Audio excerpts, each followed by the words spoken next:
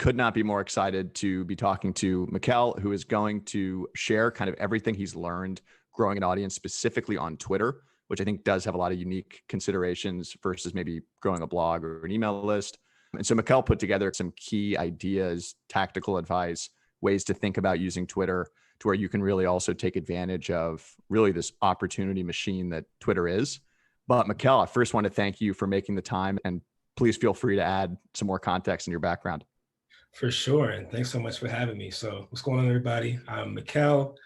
I'm from Virginia, and I've been in Compound for just over a month now. I run a creative agency full time. I also do content creation for a lot of like brand partnerships and things like that.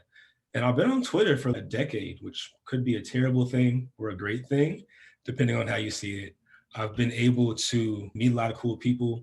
I actually first learned about Compound because me and Stu got in touch through conversation, again, on the timeline. And I've met people who have become real life friends. I've been able to get a publishing deal and some opportunities as far as journalism through what I've been talking about on Twitter and just by being a part of and helping to build community. My thought today, I want to enter today with a few assumptions. The biggest assumption is that nobody has time to build Twitter full time or to spend a lot of time on Twitter. So a big part of my goal is to make this like you being on Twitter as much of a benefit and an enjoyable process as it is like a commitment and a task. So I'll be entering in with that goal in mind specifically. All right, so I'm gonna go ahead and jump right in. My first and biggest recommendation for Twitter is if you want to build an audience for whatever reason, is that you set aside time to write for Twitter with that purpose in mind. Whether you want to spark discussion, you want to start to tell stories, you want to offer some really timely insights, I would just set aside time to start to build out those short little 240 character little bursts of insight or thought or humor or ask a question or whatever else. Twitter requires like a different type of writing. Attention spans, as short as they might be for a newsletter or anything else, they're even shorter on Twitter because it's so easy just to keep scrolling. So you almost want to figure out how to catch somebody's attention as soon as you open up a tweet. And an attention grabbing tweet, if you offer the same type of information, but you have the right hook, you might go exponentially further. So what I've started to do, I started doing this, I think it was 4 months ago. So every Saturday when I finally get out of bed between 2 and 3 p.m., I will start to plan out. I have a goal of planning 5 tweets per day for 7 days a week. And I generally I write about affirmations. So I'll write some daily affirmations, some things to inspire people. I'll ask some questions that relate to self-care. And I'll just give like my own kind of like life updates and throw in like some just really terrible, unfunny jokes that I think are funny and make me a bit more personable in the process. During this process, I also look at people, I look at Stu sometimes, who I think is a great copywriter who's been writing these essays. I look at all different types of people when I'm trying to figure out like what different types of things I want to write about, because it's really hard to just come up with things to just write about off the cuff, especially when you're just starting. So I might even spend 20, 30 minutes just looking at what different people who I look up to, who I see as being successful and who I'm impacted by. I just look and see what they've been talking about and if I want to add my own spin to that. And then from there, I like TweetDeck. There's so many different ways to schedule tweets, but now I've gotten into a flow where I'm just scheduling 5 tweets per day, and then I'll just jump on and have fun and engage and like jump in other conversations. But even if I don't have time, if I'm on, Zoom calls back to back, I know that I'm going to have 5 tweets that I think are valuable that go up every single day. So one quick question there. Do you literally end that session on Saturday with 5 tweets actually finished, scheduled out for each day that week? Are you able to really produce the week's worth of content in that one session? Ideally, yes. About half the time, no. Sometimes I go into Sunday and I come back. Sometimes I go into the week and I try to like make some time to finish things up. But it just kind of depends on like where I am mentally. If I'm like, if I'm feeling sad or moody, or I'm just really tired or whatever else, or I've been traveling. So it depends, but that's my goal. And I try to stick to it. I probably hit that actual goal like half the time. Okay. My next push to you is to get very comfortable with analytics. I actually hate numbers. I failed algebra twice, and yet here I am recommending this. I believe in analytics, not as like a determinant. Like I don't recommend saying, oh, this is the most popular thing in the world, let's all talk about this. I'd actually rather you look back and see how like your posts are performing. And as you experiment again with starting to structure tweets, for example, one thing I like to do that's been working pretty well for me, I've started to make some tweets that are lists. And I said, like, here are 6 things you can do to combat negative self-talk. And like that did really well this past week. So I can look back and see, okay, maybe this type of prompt did really well. These topics do really well. I seem to get a lot of engagement at this time of day. But just continuing to look back every week, chalk up your victories, see what's not resonating, and keep experimenting. Like it's one never-ending experiment. And I think that over time, you start to build a bit more of an understanding and almost an instinct for how to speak on Twitter and how to resonate on Twitter. All right, this might seem counterintuitive, but follow people you actually like. Don't follow people that you don't actually want to engage with. If somebody starts to get really boring to you, if you start to get to a point where you're logging on and you're seeing somebody, you're like, I don't even want to hear what you're talking about. I don't care what you have to say. Like you can unfollow that person. You can also seek out people who you think are hilarious, who are insightful, who are brilliant, who you want to talk to. I love to at least once a month, I'm digging through and I'm seeing like, okay, let's say I love Stu's tweets. I think he's a really insightful guy. Who is Stu following? Who are his Twitter influences? Who's he engaging with? And I might be able to find somebody interesting, like through that random research I might never otherwise find. So I like to dig deeper into like my interests. I love basketball. I write about affirmations. I'm a marketer. I love to talk about hip hop. So I just dig deeper and think about what I want to learn, what I want to talk about, and start to find people who are talking about those things so that it's easier for me to engage. And I'm curious for you, is that maybe this is obvious, but are the folks you follow, do you view that as a big input on what you end up writing about yourself? Is that one way you think about this? I'm curious. I think it would be naive to say that they're not, right? Even if I'm not conscious of that, like everything that I consume, everything that I absorb is going to influence what I want to talk about, what I want to write. And I'm sure there are like things that I've picked up just by looking at things and saying, and then I remember it next week and I'm like, I don't even know where that came from. I follow a lot of people who like push me to think about the world in different ways. I follow people who are not from America. I follow people who I might respect, but disagree with fundamentally on certain issues.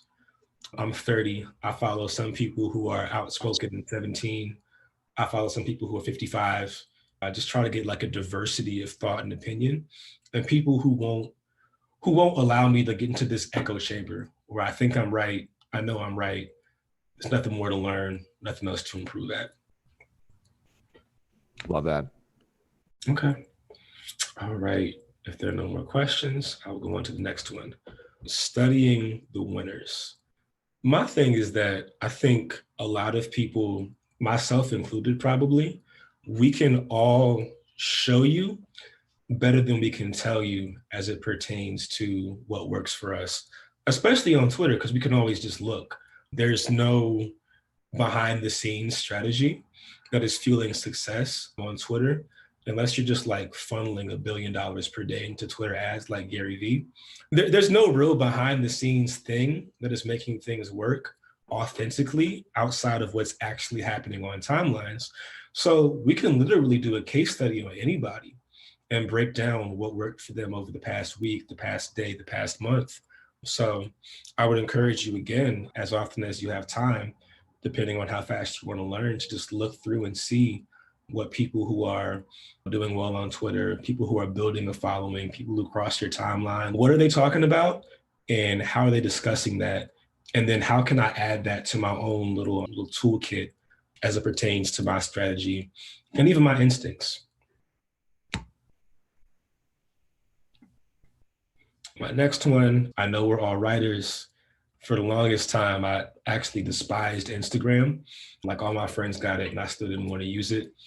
But I got to a point where I realized that not thinking about visual content and like the way that visual branding plays into my perception was only hurting my ability to resonate as a writer and a storyteller. So I recommend, if you got to invest in a nice professional headshot, or if you want just a funny picture or a picture of you in action, think about if your profile picture will grab somebody's attention, if your biography is engaging, if it's speaking to the right people, your header, your pinned tweet, like all these things that play a role in somebody's first impression of your profile. I think of it as like the digital version of talking to somebody at a networking meeting, right? Are you going to catch somebody's attention? Is it interesting? Are they boring? They smell really weird. Do you actually want to engage with them? Or do they seem like they're not worth your time? I think the same thing applies. And it's my opinion that if you get it right once, you figure it out, and you make some occasional tweaks, it pays off exponentially as it pertains to just how you're able to resonate and catch new people's attention. Well, yeah, I'm actually curious to dive. You got the list here, but I am curious, what are those elements that people are going to hang up, jump off this call, and go do, extreme makeover Twitter edition? Yeah, what are you? I actually would be curious to hear you dive into just a little bit of how you've thought about your own image and crafting each of these elements. Yeah, sure. So for the profile picture, I want to look approachable. I don't want to look intimidating too much. I'm writing about fairly positive things. I write about daily affirmations, talk about America sometimes, different story. I discuss an assortment of different things, but overall, I want to give off a welcoming persona. So I got a professional picture, like in motion and laughing, but not at the camera. So it feels natural to me. I've seen other people who might want to go a little bit more abstract or come across almost as more of an artist. They might have a more serious or a more like stoic type of picture. So that I think of the hook for a biography pretty often. I think a lot of people feel pressure to name the 10 different outlets they wrote for or where they work. But to me, in my opinion, that gets old. To a different audience in a different industry, that could be everything. Like, we don't care about your personality. What do you know? What's your credibility? So again, I think figuring out what type of people you want to reach and how you want to communicate with them and being clear on what needs to be true about your biography and your profile picture. And to a smaller extent, your banner. I don't think it's quite as important. But again, it plays a role in that first impression. When I swipe to your profile, does the image look cool? Like we make decisions emotionally on social media, whether we like to admit it or not. Love Okay. it. Awesome. I will go on to the next one. Read more, which I feel like a school teacher, but I'm not. I really think that to be successful on Twitter, you have to be able to be consistent, but you also can't talk about the exact same thing in different ways every day. So you need more fuel as a writer and largely as a thinker to be able to bring new concepts, to develop your platform and to speak more to what you believe in and what you stand for. I know for me personally, I started tweeting about affirmations like 5 years ago and didn't start thinking about holistic wellness, didn't start thinking about the actual like psychological theory. I didn't start thinking about how to look for examples of affirmations in pop culture until much later. But each one of those different things, I believe, has helped me to speak to people in a different way and keep things interesting and not just revert back to using the same catchphrase like once a week. So I Where think, do you, yeah, I'm curious to hear more about where you like seek out great new stuff to read. You mentioned the importance of following Mhm. interesting people, but I'm curious where else you find a lot of inspiration. I Go a little mean, bit more on that. as far as what to read, Yeah, exactly. yeah, I've definitely bought a lot of books by people who I follow. I also just, I don't know, I just, when it comes up in conversation, if I'm even like looking for a book on Amazon and something grabs my attention, I might buy that. I take friend recommendations, but only some friends, because some friends just read like random things that don't make any sense to me. I'll sometimes just walk into a bookstore and see what tickles my fancy, see what seems interesting, and just go from there. I like to read about a number of different things. So I've read about everything from like the science of meditation and why it matters and what it's like to actually be a monk who meditates for a year, to a memoir by a porn star, to this book about like basketball history and like everything in between. So I like to just mix it up and read about different topics too, because I think it's important. Like, even if I never discuss these things or talk about these things, I'm probably going to learn some different things as a writer and as a human to just give me, again, like more things to draw from. Love it. Okay. Remembering the social and social media. Again, not being facetious, I do think that it's important that when we get on social media, I'd imagine we all have a goal in mind. We want to reach more people. We want our writing to resonate. We want more Substack subscribers. We want to sell something or connect with somebody. But also, we can't just jump onto a platform and think that we can get what we want. We have to understand the ground that we're in. We have to understand the community and figure out like what's already happening. Like, how can I join what conversations are already occurring? And how can I understand the landscape and then try to work my way in there so that I can serve people? And by serving people in whatever way, whether you encourage them, you inform them, you make them think, you make them laugh, like then you're able to figure out like what you want to sell to them in the first place, like what would actually make sense for you to offer to certain groups of people who are gravitating towards you. So yeah, just when you walk in the room, you shake hands first. Okay, I'll go on to the next one. Making Twitter more of a lifestyle than the shore. So I'm a big advocate for finding a way to make this enjoyable, because it's, if you're just starting out, if you're not consistent yet, you're not going to immediately get a bunch of engagement or a huge surge in subscribers or sales.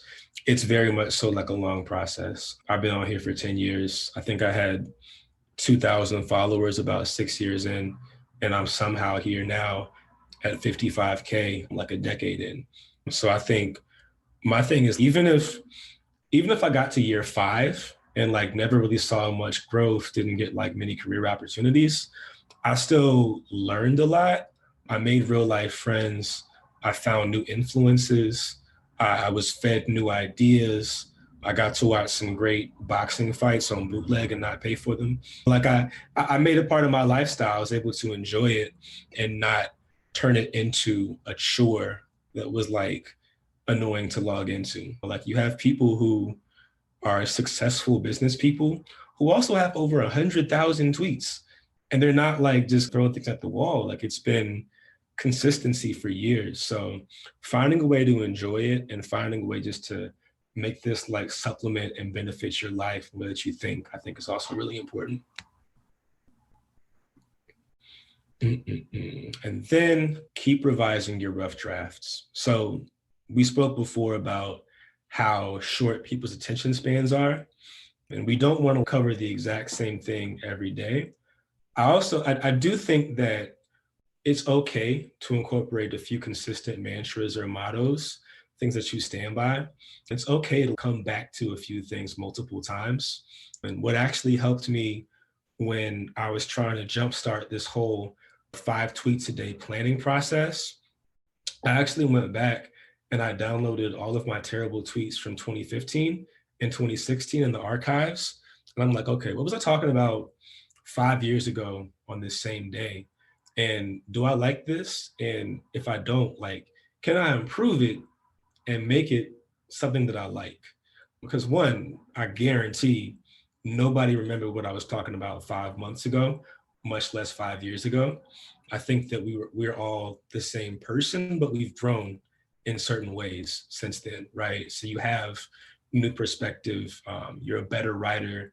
You have a stronger voice. You're more sure of yourself and what you stand for. A similar starting point can help you to create some much better content, and it can save you some time. So you don't have to, again, like brainstorm from scratch as it pertains to everything you're trying to come up with. That is my formal presentation. I hope it was somewhat helpful to somebody here. I'm happy to answer whatever questions, whatever conversation starters you might have the rest of our time here. Amazing. This is an amazing jumping off point. What I want to do, I've got a ton of follow-up questions, but I actually want to invite anybody on the call who wants to. Michell and I figured we'd give the 10,000 foot view, and then whatever people want to really jump into, we have a chance to do now. So I have a ton of follow-up questions, but I want to welcome anybody on the call to, you can just unmute and kick us off if there's anything you're particularly curious about. And I think Drew, go for it. First, big thank you. I paid Daniel Vassallo for his Twitter course. You could easily monetize this. You're just as good, if not better. So the actual question is, you mentioned analytics. And when I was hearing your journey, if I heard you said 5 years in, you had 6,000 followers, that was comforting, because I was like, oh, fuck, it's going to take me half a decade to get that far. So the question is, at what point or points did you see spikes? Did you have individual tweets go viral? Was it a slow climb and then the slope of the curve change? Would love to see the trajectory and maybe behaviors associated with it. For sure. So one, first of all, it's good to see your face, man. We've been talking in the chat for a while. It's good to see you face to face. I would say a couple of things. One, I was 19 when I started Twitter. I had no idea what I was doing. And you all are much smarter probably than I am now, and definitely smarter than when I was 19.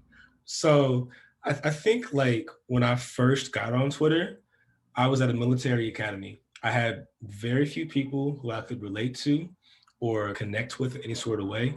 So social media was my like, look at me type thing. So I was like really meme heavy. It was things that a 19-year-old would tweet about. I think that this is gonna sound really weird. My first like big moment on Twitter was when a rapper by the name of ASAP Ferg didn't know what a particular word meant. The word was forthcoming. I was running a hip hop blog at the time, and I had tweeted about his forthcoming album. He replied and said, second. 22-year-old me freaks out because the A-list celebrity tweets me. I'm like, I'm not sure what you're referring to. He says, you said it was my fourth album. It's my second album. So I went viral for explaining what the word forthcoming means to an A-list rapper. That was my first, and it's probably still my biggest moment, like to this day. I'm not even really writing about music too much anymore, but people still know me as the ASAP Ferg dude. It's not my favorite thing in the world, but that happened.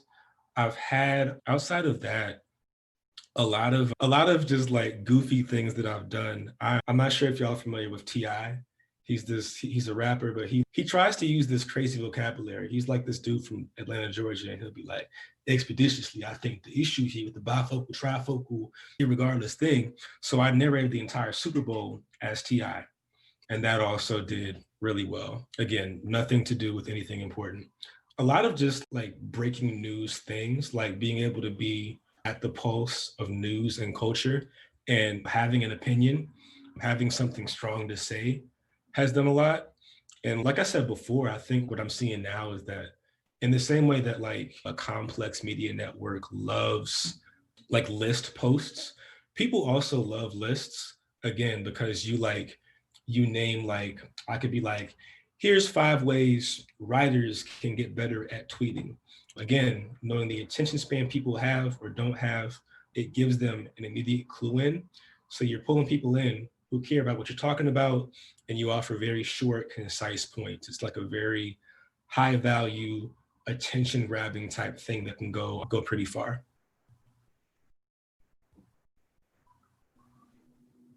Fantastic. I love that's absolutely hilarious. And it just, my spin on that is funny hearing you say that. It's just showing up. It's hard to predict those moments, I would assume. I'm sure you didn't expect for that first moment on Twitter to be known for being a dictionary. I did not. It's awesome. Well, cool. Well, Sarah, go for it. Yeah, thanks for joining this. This is really great. I've been on Twitter for a million years and have not a lot of followers to show for it. So always looking to pick up my game. But I did have a question for you. It was interesting to learn that you really write all of your tweets for the platform specifically. And I just wonder if you've, like you mentioned that you were a blogger before, or you have been a blogger or whatever, but I wonder if you use it as a vehicle for promoting content that you developed other places. And if so, what your approach to that is. Absolutely. Also good to see you too. So the question, I want to make sure I got it right. The question is if I've used Twitter content to promote content that I publish elsewhere. Yeah, basically. The specific use cases? I'm pretty good at Twitter off the cuff if I'm just thinking of things, but it's more, I have this weird block where I write a weekly newsletter that I hardly ever promote on Twitter. And I think I'm like, I don't know, maybe I just need an encouragement, but it's like how best to do that in a way that makes sense. Yeah. So 2016, I struggled with that a lot. And I remember it because I was like launching my coaching services in my newsletter. And all my off the cuff tweets did really well. When I tried to put on this, hey, buy from me, like type persona, like it didn't resonate because it was forced. So I think that what's really helped me is to be able to find a way to start like being yourself and talking off the cuff and making it conversational, telling strong stories and using that to be your selling point. I think I've seen a lot of people, a lot of my friends, I do the same thing. Like we try to figure out what will sell, but oftentimes what sells is what you naturally talk about anyways. So finding a way to make the interesting parts of your personal story tie into what you're selling. I think getting really clear on the why behind whatever you're selling. Because I could say, hey, subscribe to my newsletter. Or I could be like, hey, I quit my job like in 2016. I hated that shit. It was terrible. I made no money for the first 6 months. I don't want you to do what I did. I'm doing a once a week newsletter where you can learn about one big thing that I would change if I could go back in time. Like something like that, just like not trying to sit down and make it any more complex or like kind of highbrow than it has to be. Thank you. That's really helpful. Yeah, for sure. Amazing. Padmini, I think I saw you on mute. Or sorry, Ayimide, feel free to take the floor. Hi, Michell. So good to have you on this call. Hey, what's up? Thank you so much. Yeah, I'm good. Yeah, one of the reasons why I was really excited about this call is I'm very familiar with how awesome Twitter is, particularly like basically most of the opportunities that I've had have come from Twitter. And I've built like a very tiny following of people who know what I'm about, they expect my work, the writing and everything. But recently I've lost my mojo. Like I have like apathy right now with Twitter in a sense. Partially one of the reasons is I no longer do the things that I used to do. Like you said, in the morning I wake up and I'll draft 5 tweets every single day. Like I did that for 2 months straight. Every single day I always had tweets that I always draft for in regards to writing and other things. And that really helped my growth. But like I took a break for a month and then it's just been difficult to switch back. And one of the reasons is that I don't want to, I'm struggling trying to find a balance between tweeting about what I do, which is writing, and then showing my personality.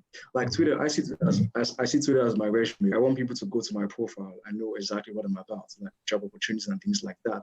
But at the same time, I don't want to be a robot. I want to wake up in the morning and tell people that, hey, I had breakfast at this particular time without losing followers. Like, how do you strike the balance between tweeting about what you do and who you are, and then just like having fun? Because even while I've been gone, I've seen people increase, like people who've been tweeting the same thing that I've been tweeting just because they are having more fun and they are just like their personality, cracking jokes, things that I would not normally do. Like a growth that's actually increased, but me, it's been like stalled because yeah. So I don't know, how do you strike a balance between tweeting about your work and just having fun, just tweeting whatever is irrelevant? Got it. So I want to make sure I heard you correctly. I think like the Wi-Fi is like shaky all over the place. So you're asking essentially how to balance like your persona, the things that are fun and what you care about, with your work? Is that kind of the question? Yeah. Okay.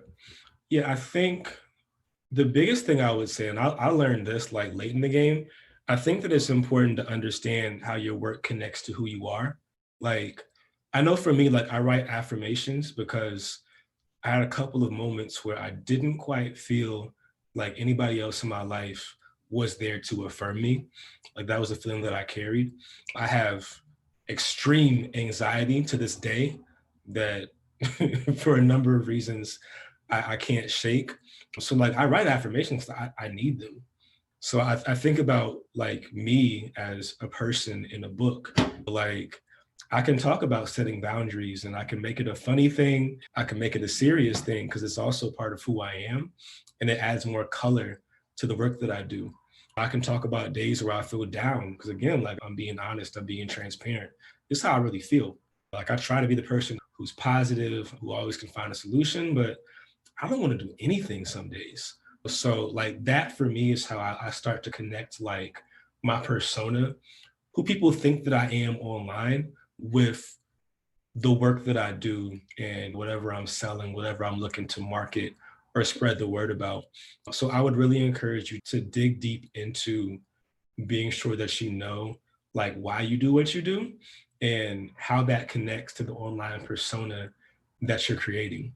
And also that people just love like authentic people at the end of the day. I think that it's easy to almost put too much pressure on yourself to be the super on topic, super valuable, super on point person on social media. But maybe we just want to talk about basketball. Maybe we want to just talk about whatever's happening. Maybe it's just like a personality thing. I've been fortunate enough to like connect with so many people just through like random conversation. Again, like I'm in this group because I was tweeting about Clubhouse. I hate Clubhouse, but Stu found me through Clubhouse. I was talking about it. He offered me an invite. I took it, but I also saw what he had in his bio, and now I'm here. So I wouldn't really try too hard to limit like your personality as long as you're clear on how that connects to the work that you do. Awesome. That is so good. Like I think that's one of the things that was limiting me, probably putting myself under so much pressure to be like the writing guy kind of thing. Yeah. Thank you. Yeah. No problem, man. One advice. overthinker to another. Padmini, the floor is yours. Hi, Michell. Did I say that right? Michell? You did, yeah. Okay, great. Thank you so much for taking the time. I have a couple of questions. The first one is, I've heard from I attended another session with someone who's really popular on Twitter, and he made this statement around, don't talk about yourself, nobody cares about you.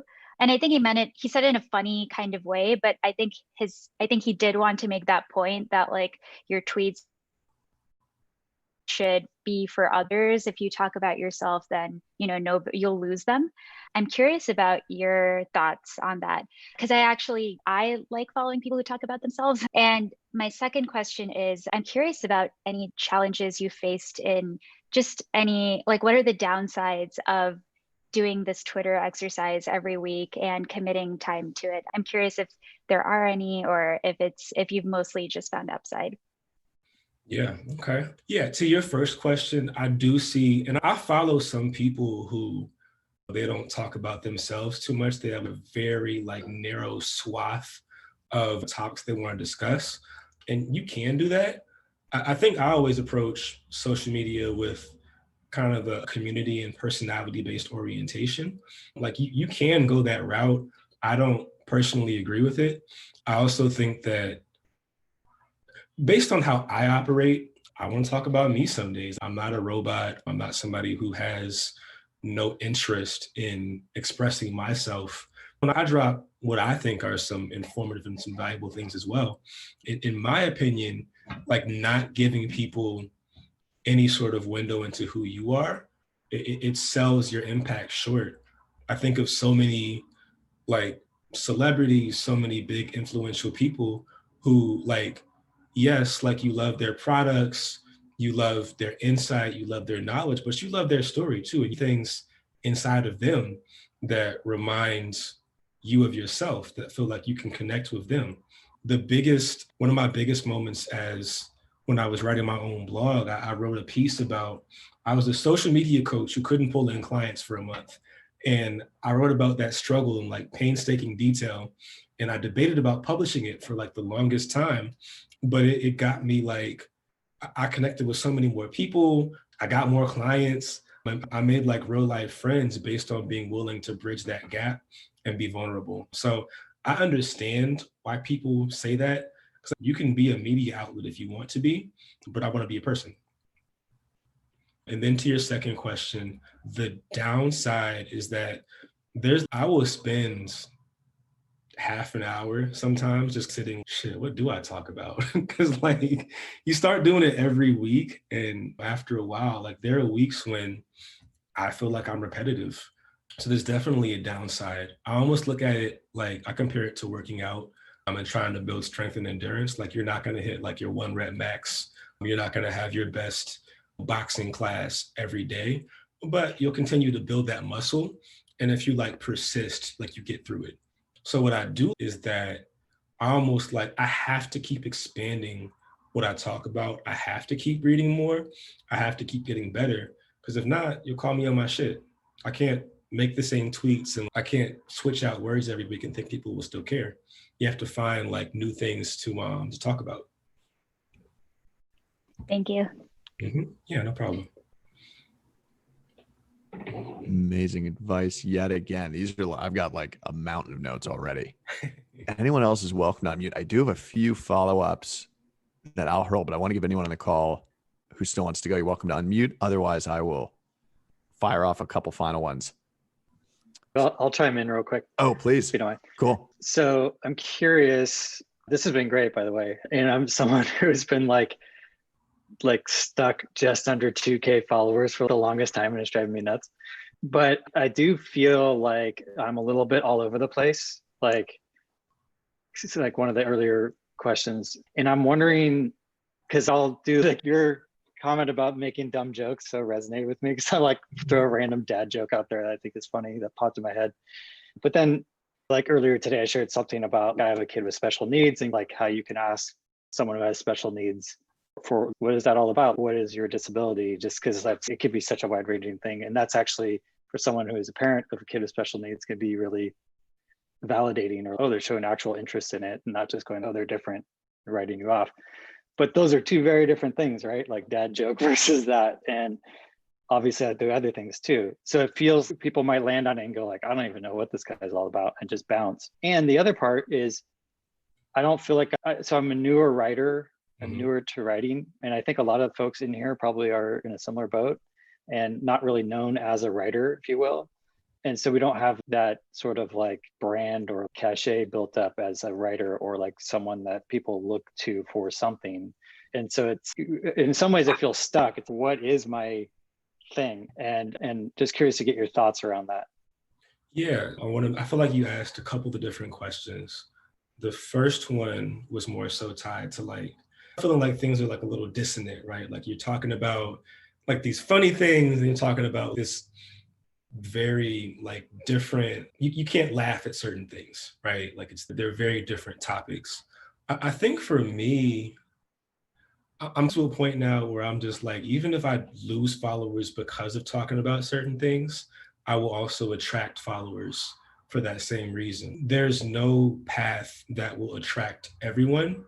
I would start to just get comfortable and start to figure out what makes sense to you, what you want to be true, and just lean into that. Yeah, I don't think that there's anything wrong with showing different sides of who you are. And that's always attracted me. And again, like everyone has a different degree of comfort with sharing certain things.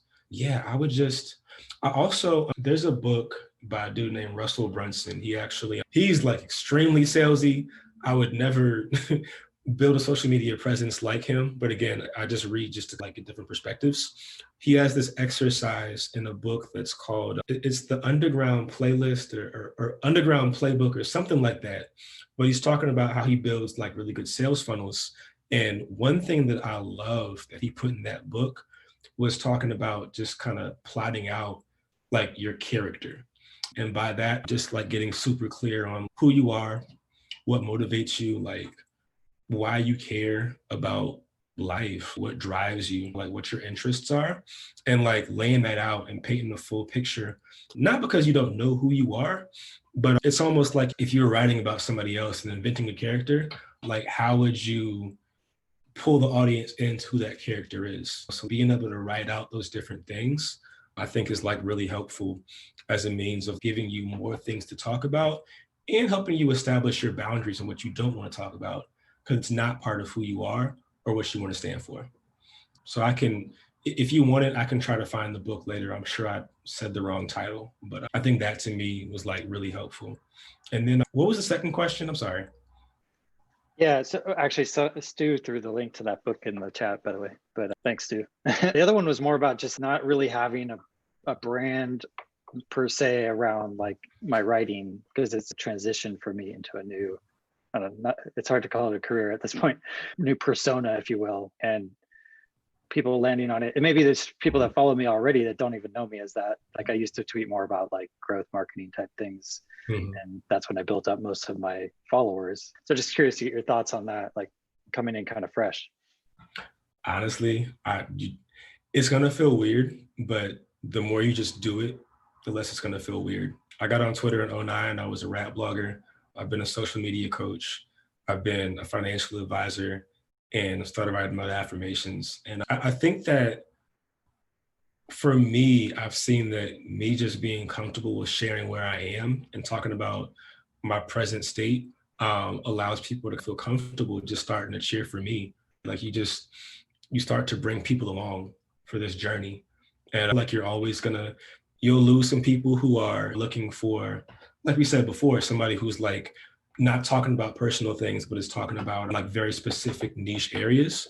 You might lose some people, but I think you'll find that you'll bring people along with you. And when you get to the root of why you care about what you care about and why you're shifting courses in the first place, people start to come along with you. You'll be surprised by how many people will just choose to rock with you, even if they're still more into growth marketing, because they started to get to know you. Awesome, thanks. Yeah, no problem. Great question. And let's see. Yeah, Lewis, feel free. Yeah, good. Hey, Michelle, thanks for the session. It was super helpful. I've been on Twitter myself. I haven't built a personal account yet. I have a couple of anonymous accounts that I've grown, and I want to focus on building my personal account. So this was pretty cool. I had a question regarding your draft process that you mentioned. When you say you keep your tweets in a draft section and then work on them, are you referring purely to tightening the language in the tweet, or do you also see if the tweet fits the kind of profile you're building? So whether it's in the same genre that you want to tweet in, do you look at both those aspects or only the former? So you're talking about when I go back to old tweets? Either go back to old tweets or have when you're working on those 35 tweets for the week and you're creating those drafts, before scheduling them, do you look at the drafts and try to figure out if they are in the genre that you want to tweet them in? Are you just tightening the language? Yeah, I would say for me, I have less of a commitment to a genre or a topic and more, is this something that, one, does it feel like me? And two, do I really want to put it out? Those are my only really determining factors as far as a topic. I definitely look back and I look to see if it's good copy to me, if it's concise, if I don't have any extra words, if I'm not trying to do too much in one tweet. I overwrite sometimes. I'll write one great sentence, then I'll add a second sentence. I don't need all these extra words in here. So I try to just say what I have to say in as few words as possible. And if I want to expand on the thought, that's one thing, but I don't want to just keep repeating myself to make the tweet a certain number of characters. But yeah, that's my only real process. I don't really tie myself to trying to be super on topic all the time. Cool, thank you. Yeah, no problem. Amazing. And that was actually like the final, oh, sorry, Stuart. Yeah, actually, please close us out. We have enough time for one more? I would love a buzzer beater. I'm usually a terrible timekeeper, so I actually will keep us here, but yeah, the other Stu, close us out. Yeah. This isn't really like, the stuff you covered is way more important than this question. So this is just more like just the nitty gritty, but you said you pre-write all your tweets on a Saturday. Is there a specific tool you do that in, or do you do it old school, or just some insight on that? I just do Google Docs. That's where I'm most comfortable. Some days if I'm really lazy, I take like salt baths. I just be laying out with my phone, like Rev Run, just writing things in my notes. But there's no real place that I have to be. It's just when it hits me. Sweet. And then you just copy and paste them over on the day? Yep. No, I put it all in TweetDeck. So I'm not, the ones that I pre-write, they're in there, and then I might jump in and if I have more to say or I want to start more conversations, add some things. But everything that I pre-write, I try to schedule on TweetDeck. Oh, gotcha. Cool. Mm-hmm. And did you have a second question? Or? No, that was it. My bad. No, it's great. I'm also, someone needs to teach me how to use TweetDeck because I'm pretty sure I'm now at the point where the default notifications is just broken. So Michell, we'll have to do a round 2 where it's just teach us TweetDeck because good God. I'm all for it. I don't pretend to be an expert, but I'll show you what I know. Incredible. Thanks for all the amazing questions. What we're going to do for anyone who, there's some folks that had drop off a bit early, and for everyone who joined and everyone who is in Compound, we will send the recording out. I'm going to edit it down. We'll send it out in the next day or 2. And in the meantime, Michell, I just cannot thank you enough for all this hard-won wisdom. I'm like mountains of notes. I love all the questions that we got. And I just want to thank you again for making the time. Thanks so much for having me. It's so interesting. I feel like certain things become muscle memory almost. Like I've been doing it for a decade. So it was fun to sit and try to break down like why certain things make sense to me or why they work. So thank you. And thanks to everybody who came to listen in and ask questions. That's right. And I'm going to hold Michell to this, but if he doesn't put this into an actual course, then we're all going to have to chase him down in a year or 2 because this is just too good of wisdom. Everyone wants to learn more about Twitter. Thanks again for giving us a sneak preview. That's fair, but not for real. Chase me down because you're not let me know. Yeah, I'll add you to the accountability channel. But right. Yeah, Drew's already saying make the video version of his course. Exactly. Amazing. Thanks again, Michell. And thank you everybody for joining. And Michell, where's the best place for folks to find you? Obviously, Twitter is one, but is there anywhere else they can find you? Honestly, everywhere. I'll type the spelling of my name into the chat. It's Michel C. Clark. That's my username on any social media platform. MichellCClark.com, MichellCClark@gmail.com. So I'm pretty basic. Amazing. Cool. We'll chase him down. And if this course is not ready in the next 12 months, we'll Slack message you. But thanks again, everybody. We'll see you back in Compound. Awesome. Thanks, y'all. Take care. Awesome. Later, everybody.